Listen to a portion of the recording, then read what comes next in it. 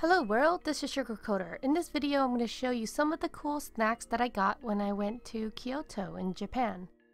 Japan seriously has a ton of different flavored Kitkats, and if you ever get a chance, you should definitely try as many flavors as you can. When I went to the Rilakkuma store, I got these really adorable Rilakkuma snacks. It tasted okay. And this burger treat, it doesn't look as good as the packaging, but oh well. And then I got a bunch of these DIY kits that I will show in a future video. I'm definitely excited to try using this Pokemon Deco Latte. And in another video I'm going to show you this Pokemon Ramen Noodle. So far my favorite flavor KitKat is probably this Hokkaido Melon KitKat. Did you know that KitKat is given to other people as a good luck charm?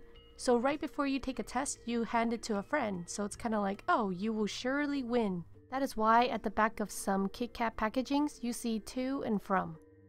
At the airport, I got this banana roll cake and pie roll cake, thinking that it might be tasty. Boy, was I wrong. It does not taste as good as it looks. My all-time favorite snack from Japan is this Fuji Apple Crisp. It is so tasty. In my opinion, it is even better than Tokyo banana. It smells really delicious and it is made with real apple slices. Another packaging I got in the Osaka airport is this green tea red bean treat. It's actually very dry, and I do not recommend getting it. Anytime you see packages that say something cake from Ginza, definitely give it a try. It is so delicious, and it has the same moist sponge cake as Tokyo banana.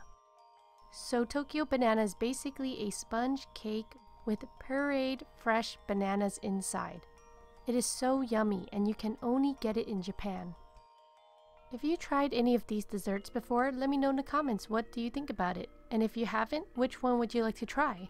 I hope that you liked this video review on the snacks I got from Japan. Thank you so much for watching and have a sweet day.